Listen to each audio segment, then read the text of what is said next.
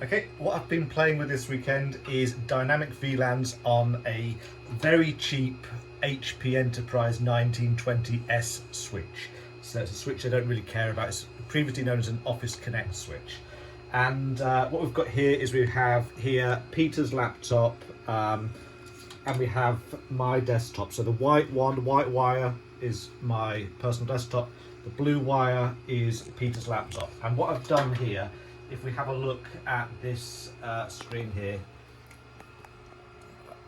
I've set up two rules in Network Policy Server. The first rule, we're going to pretend that my machine's part of the sales team and Pete's is a director's laptop. Mine wants to be VLAN 80. What I'm doing is when the Radius authentication request comes through, I'm going to assign that VLAN 80. And the rule that I'm using on here is a condition that says that if the machine is in this group sales computers, then we want to assign it VLAN 80, and likewise if the machine is actually in directors computers, then we want to do the same. These are Active Directory security groups and the machines are simply joined into those. So if we go and have a look at the actual switch itself, we've got a couple of rules in here. We have under wrong one entirely. We have under security radius, we have the radius server set up here. So it's going to DC2, my secondary domain controller, which has network policy server running on it.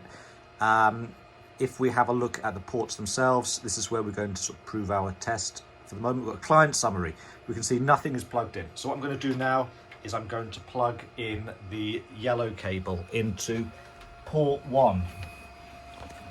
So what happens here, if we pop back to the client summary list and we refresh it, we'll see that we've authenticated against that. We see that the white laptop, home opt 7060, is on VLAN 80 just there. If we have a look at network policy server, we can see that the request has come in through event viewer. Is going to refresh that. We can see what rule it's coming against, VLAN test sales team 80, and we can see that it's been approved.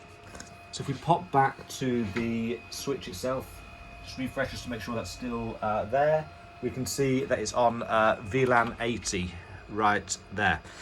So I'm going to unplug this from this port, the white one's unplugged. I'm going to refresh and we can see that this has gone entirely from the screen. So it gets, the minute that's disconnected, it's removed.